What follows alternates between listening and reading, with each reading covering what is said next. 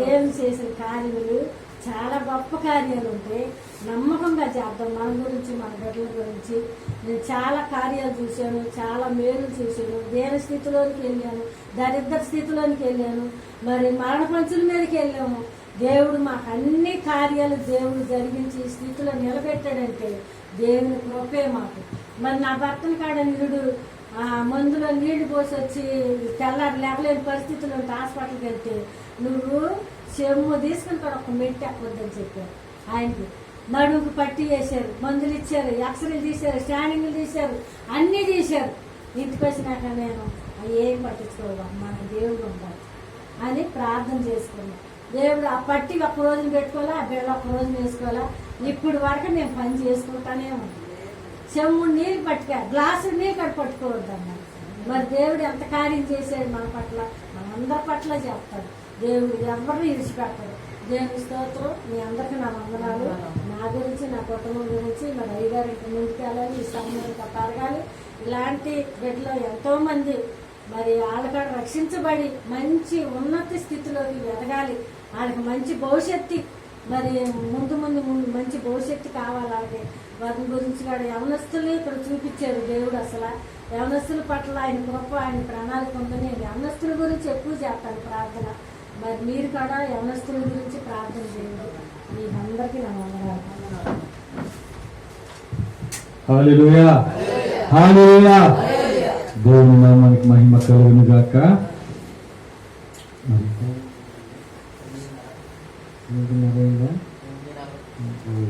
సమయం మరి లేదు. ఈరోజంతా సాక్ష్యాలతోనే మరి నిండిపోయింది.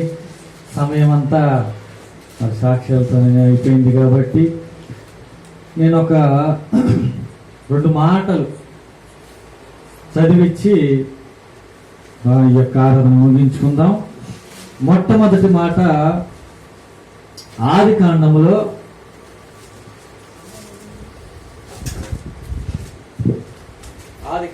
6వ అధ్యాయము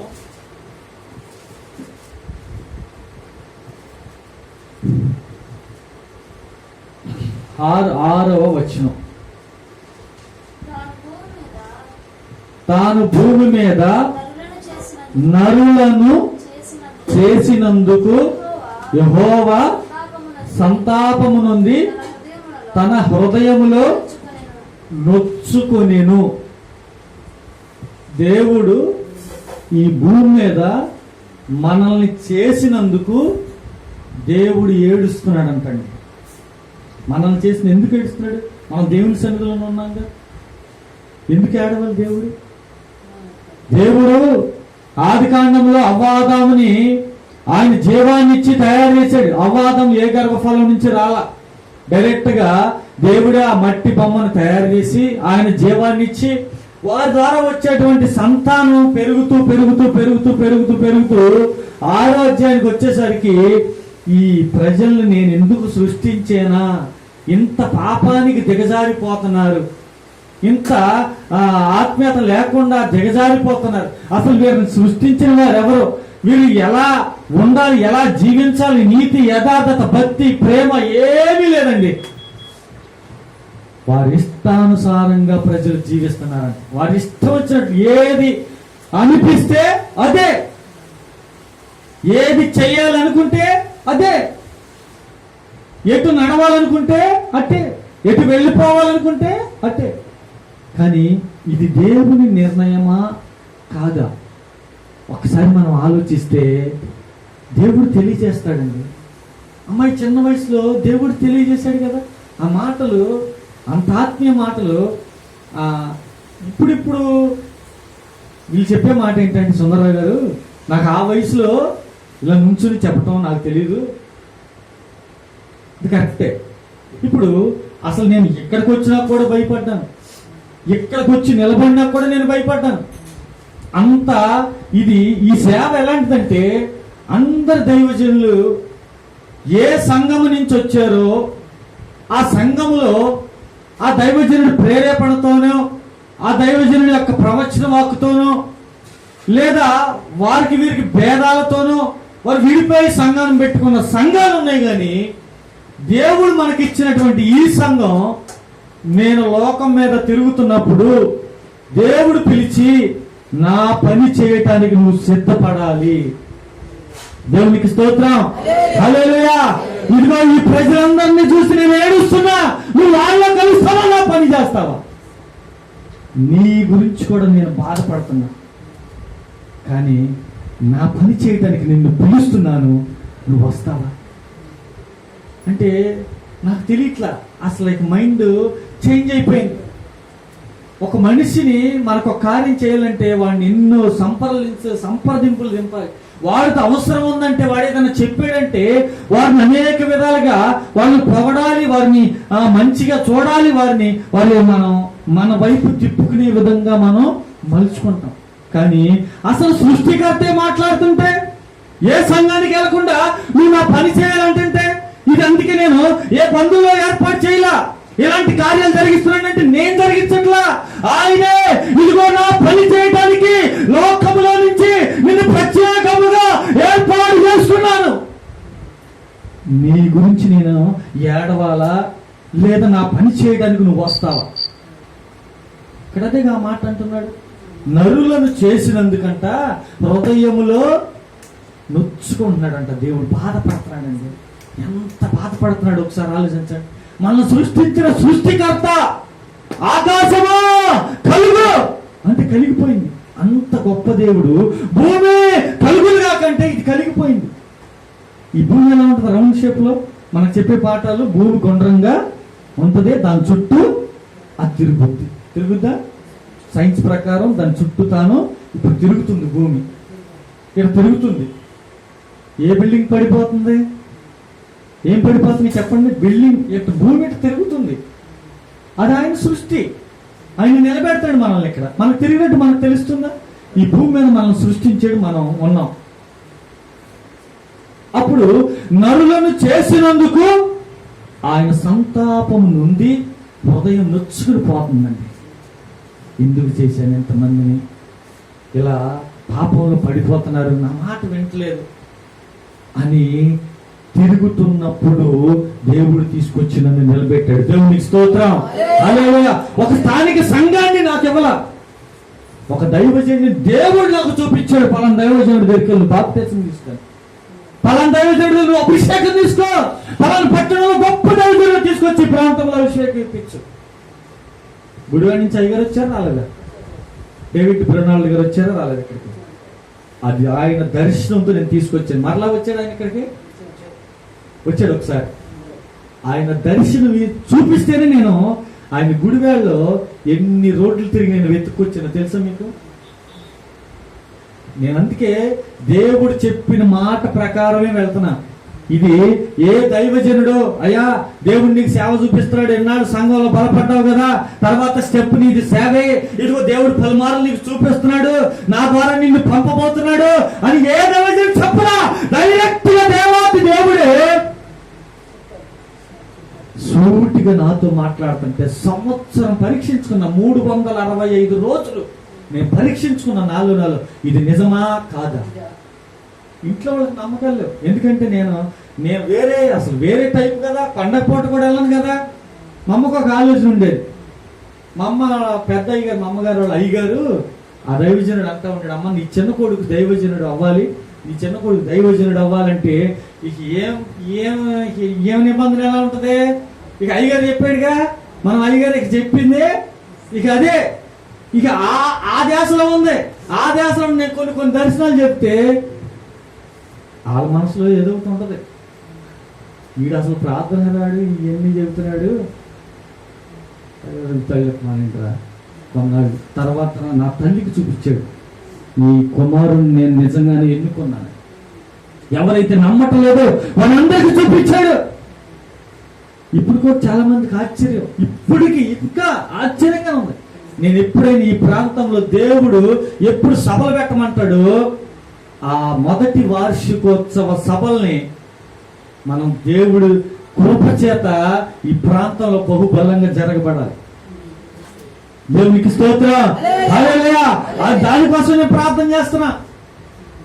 ఎందుకంటే మా ప్రాంత ప్రజలందరూ రావాలి, వారు చూడాలి ఇక్కడ దేవుడు ఏర్పాటు చేసినటువంటి ఇంత గొప్ప భాగ్యాన్ని, అంటే లోకంలో తిరిగే ఇప్పుడు నరులను చేసినందుకు హృదయంలో నొచ్చుకున్నాడు దేవుడు. అటువంటి వారు రావాలి. ఆ హృదయం దేవుడు నొచ్చుకోకుండా, అయ్యా ప్రభువా నా గురించి నువ్వు బాధపడుతున్నావయ్యా, నేనేమైనా తప్పు చేస్తాను, ఇప్పుడు వరకు నీ వాక్యం ఈ మాట నా దగ్గర చేరలేదయ్యా, ఈరోజు నా హృదయంలోకి వచ్చింది. నువ్వు నా కోసం నన్ను సృష్టించి గర్భఫలం ద్వారా నా తల్లి ద్వారా నన్ను భూమి మీద సృష్టించి ఇదిగో ఇప్పుడు నిలబెట్టి నీ మాట వినే కృపనిచ్చి నాకు మంచి జీవాన్ని ఇచ్చి ఇదిగో నాకు మంచి ఆరోగ్యాన్ని ఇచ్చి ప్రాంతంలో నిలబెట్టావు. ఈరోజు నీ వాక్యం నా హృదయంలో పడింది ప్రభువా, నా వల్ల నువ్వు ఏడవద్దయ్యా, నువ్వు హృదయంలో నొచ్చుకోవద్దయ్యా, నేను నీకు ఇష్టంగానే ఉంటాను ప్రభా అని ఎన్నోసార్లు దేవుని పాదాలు పట్టుకుని నా ఒంటరిగా నా రూమ్లో కూర్చుని నేను ఇదిగో తెల్లరిగట్ట 3 గంటలు లేచి నేను ప్రార్థన చేస్తే ఇదిగో ఇటువంటి చెప్పిన కార్యాలన్నీ కూడా దేవుడు మాట్లాడిన దేవుడే, ఆయనే చెప్పింది నేను కాదు, నాకు అసలు ఏం తెలీదు. కానీ దేవుడు పాదాల దగ్గర మొరపెట్టాను మోకాలు వేసి. ఇంకా నాకేదో సుఖాలు అనుభవించాలని లేదు, ఏదో సంపాదించి కూడబెట్టి ఏదో చేయాలని నాకు లేదు. ఇందులో ఇంకా ఏ కష్టమైనా ఉంటే ఆ కష్టపడాలి, దేవుల్లో ఇంకా కష్టానికే వెళ్ళాలి. అది శ్రమ అయినా, నింద అయినా, అవమానమైనా. అసలు దేవుడికి ఎవరు కావాలి? నిందలు పడేవాళ్ళు కావాలండి, అవమానాలు పడేవాళ్ళు కావాలండి, అనారోగ్యాలతో ఉన్నవారు కావాలండి, ఇంకా ఏ సమస్యతో బాధపడుతున్నా ఏ కుటుంబం అయినా ఆయన కావాలండి. వాళ్ళందరూ దేవుని దగ్గరికి వస్తే ఆయన విడుదల ఇస్తారు. ఎంతమందికి స్వస్థతలు ఇచ్చాడు. ఆయన చెప్పారు కాంటుమంటలాగా జయరాజు గారు, అది అసలు కాలు ఇలా పడితే చొట్టబడిపోయింది, ఆ నూనె రాయంగానే ఎందుకు తగ్గిపోయింది? అది దేవుడు స్వస్థపరిచాడు. ఆయన వైపులో మనం ఉన్నాం. ఆ ప్రేరాయిలు చేసి ఇచ్చినప్పుడు దాంట్లో ఆయన రక్తాన్ని, కలువరి రక్తాన్ని ఒక బుట్టైన వేసి ఉంటాడని నేను అనుకుంటా. అబ్రహం గారు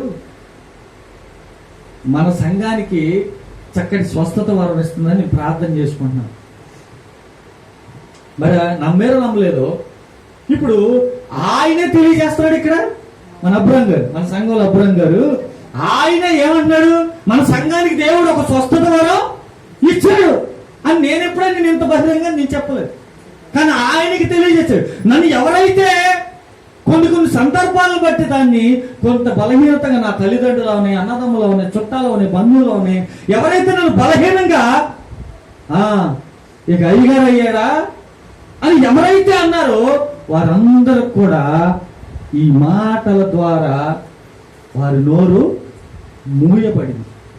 ఇప్పుడు నరులను చేసినందుకు దేవుడు సంతాపపడుతుంటే మన ప్రవర్తన ద్వారా దేవుడు హృదయము నొచ్చుకోకుండా ఉండాలి. దేవునికి స్తోత్రం, హల్లెలూయా. ఆ మాట అక్కడ రాసింది ఏముందమ్మా? 6:6 తాను భూమి మీద నరులను చేసినందుకు యెహోవా సంతాపము నుండి తన హృదయములో నొచ్చుకునేను. దేవునికి స్తోత్రం, హల్లెలూయా. తర్వాత చదవమ్మా. అప్పుడు యెహోవా నేను సృజించిన నరులను చాలు నేను సృజించిన నరులే అంటే మనమే, మానవులమే. మనం సృష్టించినందుకు దేవుడు ఎప్పుడు కూడా బాధపడే స్థితిలో మనం జీవించకూడదు. ఎందుకంటే మనకి దేవుడు ఏంటంటే స్వేచ్ఛ ఇచ్చాడు. నువ్వు ఎలాగైనా ఉండొచ్చు అనే స్వేచ్ఛ ఇచ్చాడు, కానీ మన ఇష్టం వచ్చినట్టు ఉండమని ఆయన అంగీకరించట్లా. అర్థమవుతుంది వాక్యం? నీకు స్వేచ్ఛనిచ్చాడు, నిన్ను భూమి మీదకే వదిలేడు. వదిలినప్పుడు నీకు ఒక స్వేచ్ఛ ఇచ్చాడు. నీ ప్రవర్తనంతా ఆయన గుప్పిట్లో పెట్టుకోవాలి. మన కుమారుడు, మన కుమార్తె వారి పెరిగి కొద్ది వరకు మాత్రమే వాళ్ళ జీవితం మన చేతుల్లో ఉంటుంది. వారికి కొంత వయసు వచ్చినాక వారు కూడా సొంత నిర్ణయాలు ఉంటాయి. అలాగా దేవుడు ఏం చేశాడంటే మనకు భూమి మీద వదిలినప్పుడు కొంత స్వేచ్ఛ ఇచ్చాడు. అమ్మా నువ్వు ఎలాగైనా ఉండొచ్చు. ఆ ఉండొచ్చు దాంట్లో దేవుడికి ఇష్టం లేకుండా ఉండకూడదు. అప్పుడు నువ్వు దేవుడికి ఇష్టం లేకుండా ఉంటే ఆయన హృదయంలో ఏడుస్తున్నాడు. అంటే ఒక మాట గుర్తుపెట్టుకోండి, దేవుడు ఎప్పుడు మనతోనే ఉంటాడు, మన ఎమ్మటే ఉంటాడు. ఇప్పుడు మనం అమెరికా బయలుదేరి వెళ్ళినా అక్కడ ఉంటాడు నీతో, లేదా నువ్వు ఏదైనా ప్రాంతానికి వెళ్ళినా అక్కడ నీతో దేవుడు ఉంటాడు. ఆ ప్రవర్తనను బట్టి దేవుడు హృదయం నొచ్చుకోకుండా ఉండాలి. అదే దేవునికి ఇష్టమైన మార్గం. దేవునికి స్తోత్రం. ఇంకొక మాట చెప్పి నేను ముగిస్తాను. దీనికి రిలేటెడ్ గా అపోస్తలుల కార్యాలు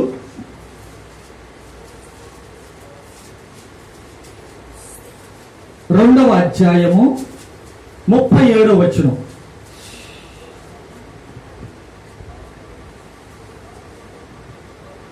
2:37 అపోస్తలుల కార్యాలు. వారు ఈ మాట విని హృదయములో నొచ్చుకొని, సహోదరులారా మేమేమి చేతుమని పేతురును కర్మ అపోస్తులను అడిగారంట. దేవునికి స్తోత్రం. ఇప్పుడు 36వ వచనం చదవమ్మా. అదే అధ్యాయంలో, మీరు సిలువ వేసిన ఈ యేసునే దేవుడు ప్రభువుగాను క్రీస్తుగాను నియమించెను, ఇది ఇశ్రాయేలు వంశం అంతే రూఢిగా తెలుసుకునవలనని చెప్పాను. దేవునికి స్తోత్రం. హల్లెలూయా. ఇప్పుడు ఈ 37వ వచనంలో, వారు ఈ మాట విని హృదయములో నొచ్చుకున్నారంట. వీళ్ళెవరు? ఇక్కడ వీరి హృదయం బాధపడింది. వీళ్ళెవరు? వీళ్ళు నరులు, మనమే. ఈ వాక్యం ద్వారా నీ హృదయంలో దేవుడు ఎలాగైతే నొచ్చుకున్నాడో, నిన్ను చేసి నీ ప్రవర్తన నచ్చక, ఇప్పుడు ఈ వాక్యము ద్వారా నువ్వు విన్నటువంటి ఈ మాటని నీ హృదయంలో వేసుకుని ఇప్పుడు నువ్వు అడిగే మాట ఏమిటంటే, ఇప్పుడు మేము ఏమి చేయాలయ్యా దేవుడికి ఇష్టంగా ఉండాలంటే? అదేనా ఇక్కడ అడిగేది.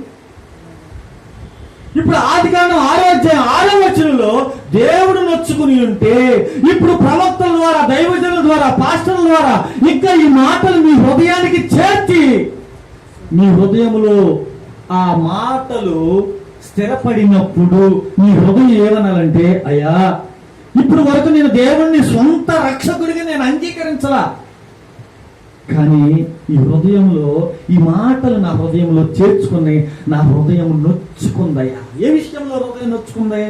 నీ పాపాన్ని విడిచిపెట్టి, శాపాన్ని విడిచిపెట్టి, నీ ప్రవర్తన అంతా నీకు ఇచ్చిన స్వేచ్ఛని నీ ఇష్టానుసారంగా ఉపయోగించకుండా నేను దేవుడికి ఇష్టంగా జీవిస్తాను అని నీ హృదయము నొచ్చుకుంది రాత్రికాల సమయంలో. ఆ హృదయము దేవునికి ఇష్టముగా ఉంది. ఇప్పుడు వీరు పలికే మాట ఇదే, వారు ఈ మాట విని హృదయంలో నొచ్చుకొనెను. మనమే ఇప్పుడు ఈ మాటలు మన హృదయంలో పండి కదా. నరులను చేసినందుకు దేవుడు బాధపడ్డాడు. ఆ మాట దేవుడు బాధపడుతున్నాడా?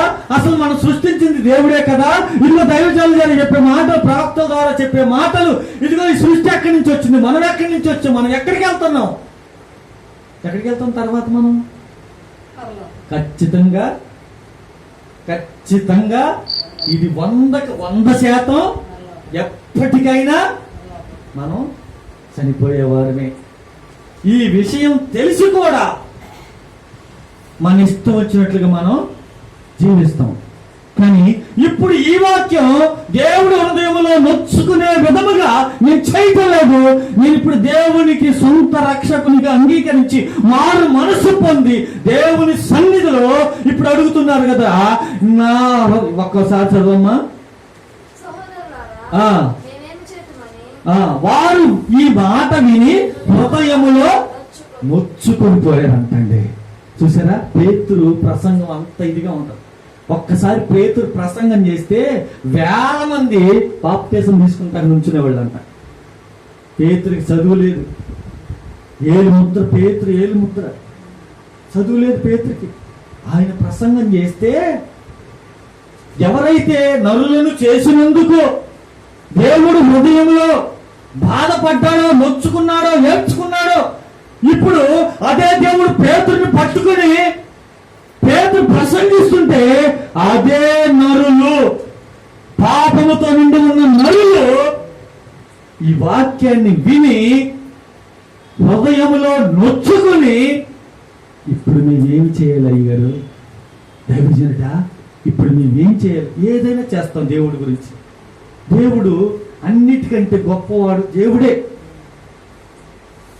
నేను ఒకసారి బాగా హృదయంలో సంతాపపడి ఏడ్చుకున్నాను. ఎందుకంటే సెమీ క్రిస్మస్ జరిగినప్పుడు నాకు కొన్ని ఆర్థిక ఇబ్బందులు వచ్చినాయి.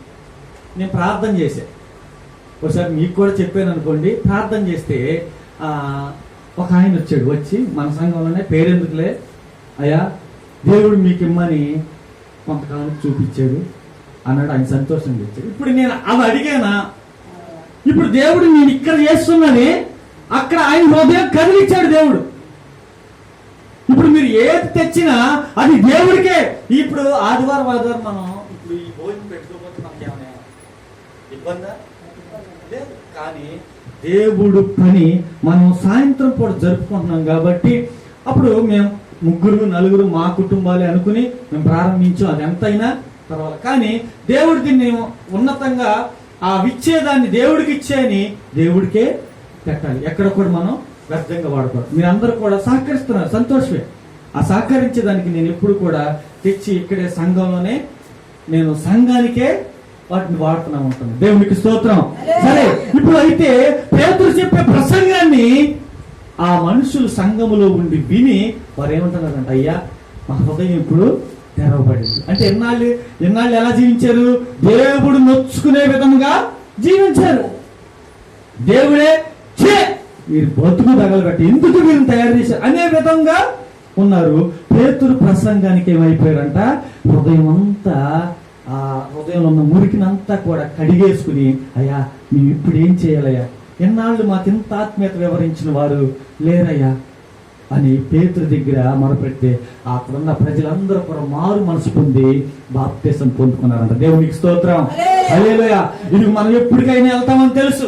ఈ వెళ్ళే లోపే ఎవరైతే రక్షణ లేని వారు ఉన్నారో, ఎవరైతే సంఘానికి ఇంకా రక్షణ లేని వారుగా, ఇంకా మన ప్రాంతంలో ఎవరైతే రక్షణ లేని వారు ఉన్నారో, మన గృహంలో ఇంకెవరైతే రక్షణ లేని వారుగా ఉన్నారో, కుటుంబంలో 2, 3, 4 ఉంటామండి. ఒకరు రక్షణ తీసుకుంటున్నారు,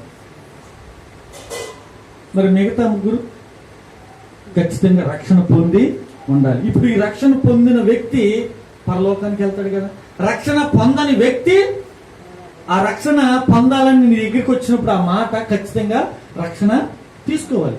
దానికి మంచి రోజు ఆలోచించవసరంలా, లేదా ఫిబ్రవరి 20, లేదా డిసెంబర్ 25, లేదా జనవరి 15, లేదా గుడ్ ఫ్రైడే, లేదా పునరుద్ధానం, ఇట్లాంటి మంచి రోజు ఏం అవసరం.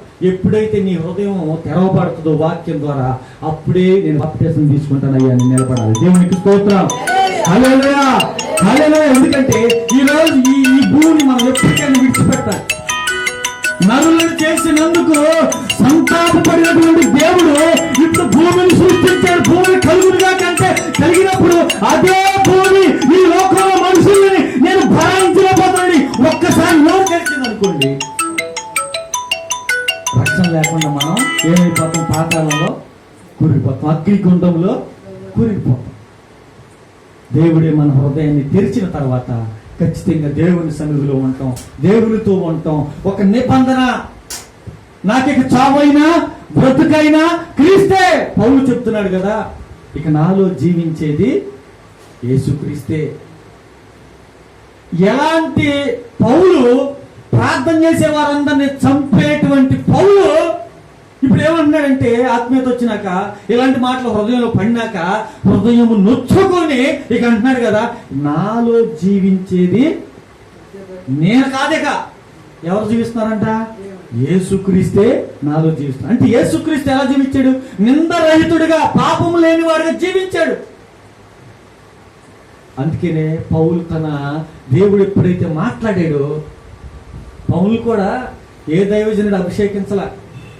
పౌలు కూడా ఎవరో నచ్చజెప్పి, లేదా నువ్వు పరిచర్లోకి రావాలి, లేదా నువ్వు చక్కగా మంచోడివి, చదువుకున్నవాడివి, వచ్చి నువ్వు దేవుని సేవ చేస్తే మంచిది అని చెప్పలే ఎవరో ఆయన ఎన్లా చెప్పిన. కానీ దేవుడు దమస్కు ప్రాంతానికి వెళ్తుండగా ఆయన దర్శించాడు. దేవుడు దర్శిస్తాడండి. ఇలాంటి మాటలు చాలా ఇంకా నాకు చెప్పాలని ఆశగా ఉంది, కానీ సమయం లేదు. అలా దేవుడు పిలిచిన పిలుపులో గొప్ప ఆశీర్వాదం, గొప్ప కార్యాలు జరిగితే ఎంతమంది సంఘాల్లో